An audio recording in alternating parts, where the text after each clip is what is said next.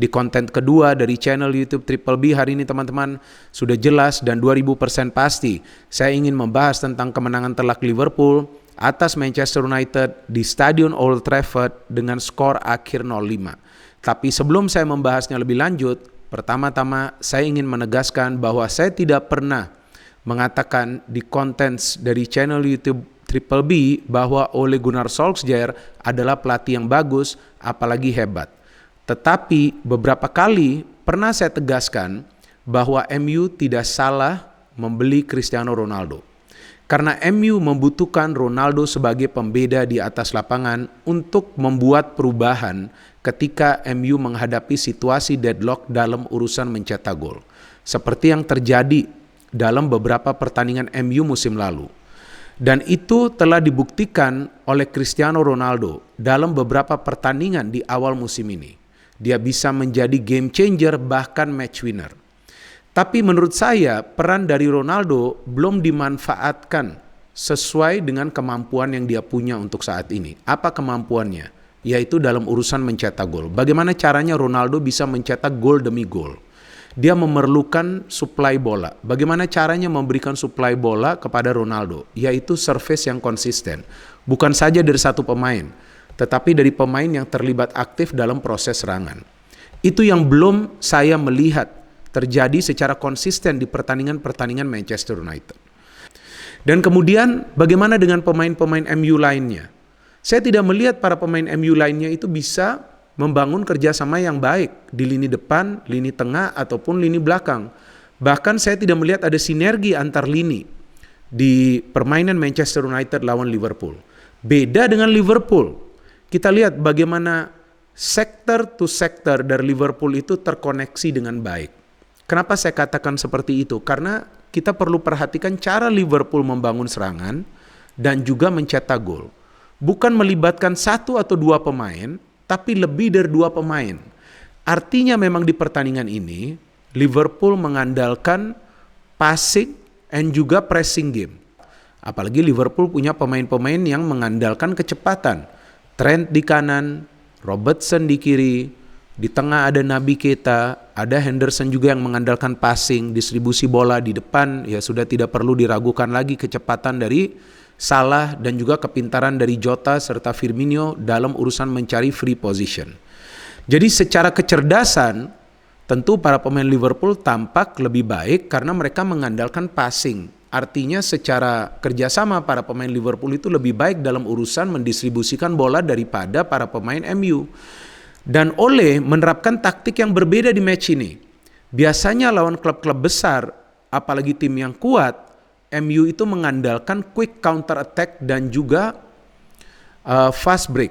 Tapi di match ini MU mengandalkan pressing. Pressing berarti melibatkan begitu banyak pemain untuk menyerang ke sektor pertahanan tim lawan. Tapi apakah bisa pemain-pemain tersebut kemudian cepat recover menghadapi kecepatan pergerakan dari para pemain Liverpool dan juga kemampuan passing yang akurat dari para pemain Liverpool? Tidak bisa, tampak jelas para pemain MU terutama yang berada di lini pertahanan sangat lamban pergerakannya. Dan itu yang bisa dimanfaatkan oleh para pemain Liverpool. Kita bahas dulu line up dari kedua tim ya teman-teman ya.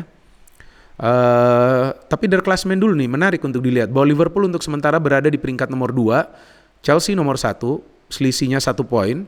Yang menarik lagi, MU berada di peringkat nomor 7, poinnya sama dengan Everton di peringkat nomor 8, 14 poin. Sama dengan Leicester di peringkat 9, 14 poin. Sama dengan Arsenal di peringkat 10, 14 poin. Coba lihat materi pemain dari MU dan Arsenal, kan berbeda jauh. Masa MU poinnya bisa sama sih dengan Arsenal? Ini yang gak masuk di akal. Jadi persoalannya itu bukan berada di materi pemain, persoalannya itu berada di pelatih.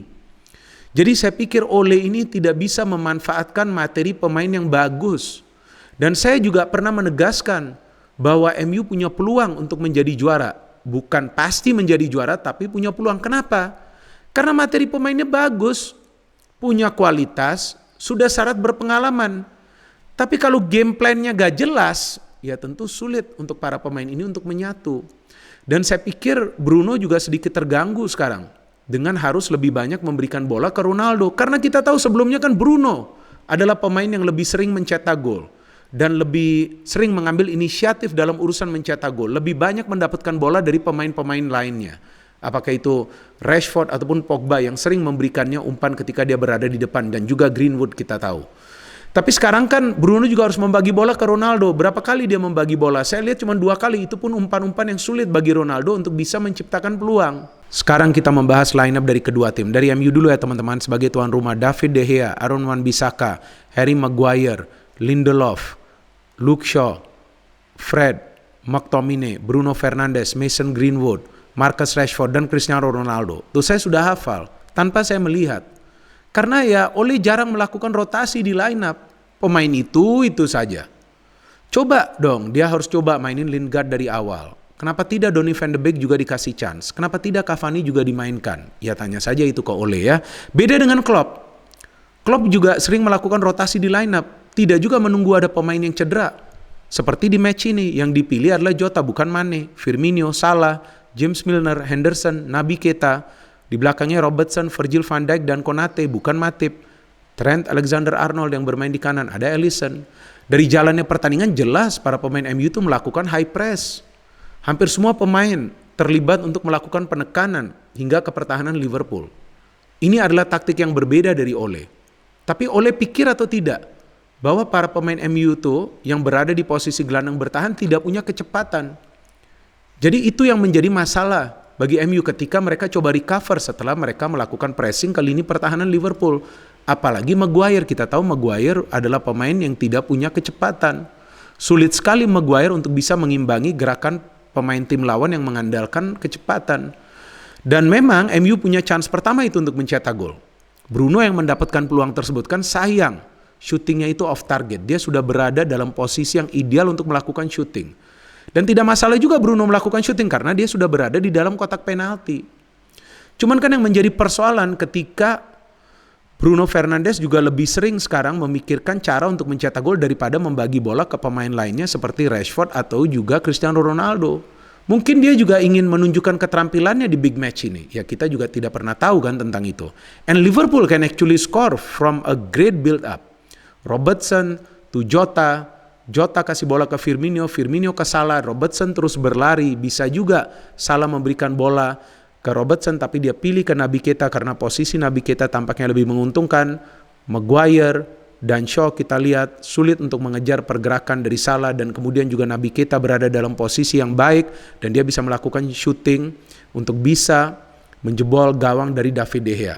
0-1. Kemudian Liverpool kembali punya peluang jika saya tidak salah dari Firmino yang bisa di-save oleh De Gea. And then Liverpool can double their lead. Ya kan? How they can double their lead?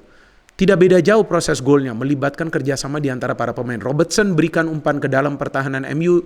Justru Luke Shaw dan Maguire itu bertabrakan. Ini seperti ngelawak kedua pemain ini. Saya tidak bercanda, ini ngelawak atau apa? Kok mereka ini tidak sinkron dalam urusan mengawal pertahanan? Dan kemudian karena mereka koordinasinya tidak baik, maka Naby Keita mendapatkan bola bisa memberikan umpan ke Trent dan Trent crossing yang bisa diselesaikan oleh Jota. Memang banyak yang menilai bahwa Salah bermain luar biasa di match ini. Tapi bagi saya, selain Salah, Keita juga bermain baik. Lihat dia mencetak first goal, kemudian dia terlibat secara tidak langsung di second goal. And after that MU juga punya peluang untuk mencetak gol karena MU keluar all out. MU keluar all out. Yaitu Greenwood hampir mencetak gol, kemudian Rashford tendangannya juga off target, ada sekali tendangan Rashford yang dengan mudah bisa ditangkap oleh Alisson. And Liverpool of course they try to score again, right?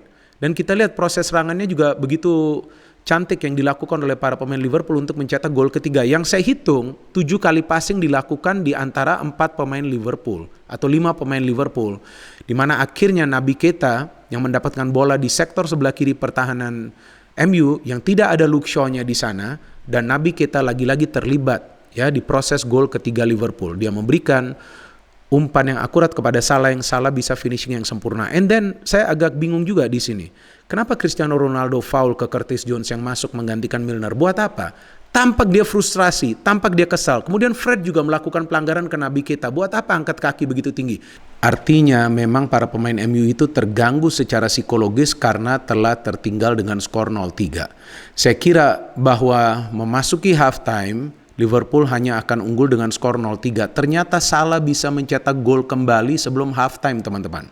Proses golnya juga terlihat bagaimana para pemain MU itu di lini pertahanan kewalahan. Lagi-lagi Maguire dan Luke Shaw fokus ke bola. Pada saat Jota itu melakukan pergerakan di dalam kotak penalti saat dia mendapatkan umpan dari Robertson dan Jota bisa memberikan passing yang bagus ke Salah sehingga Salah dalam posisi yang menguntungkan bisa mencetak gol. Covering yang terlambat dilakukan oleh Luke Shaw. Second half, Paul Pogba dimainkan. Kenapa? Yang ditarik tuh Mason Greenwood. Mason Greenwood dapat peluang kok untuk mencetak gol, permainannya lumayan bagus. Pogba masuk, ternyata Bruno Fernandes, yang saya pikir ini dia melanggar Naby Keita jika saya tidak salah, dapat kartu kuning karena dia berdebat. And Salah can score the 5th goal. Luar biasa umpan dari Jordan Henderson kan, dia memberikan umpan dari tengah. Ya kan, Maguire lagi-lagi terlambat. Dan Shaw juga justru coba untuk mengejar Salah. Kenapa bukan Lindelof di sana? Bingung kan? Kenapa Shaw tidak di posisi naturalnya untuk bisa menghalau umpan yang masuk?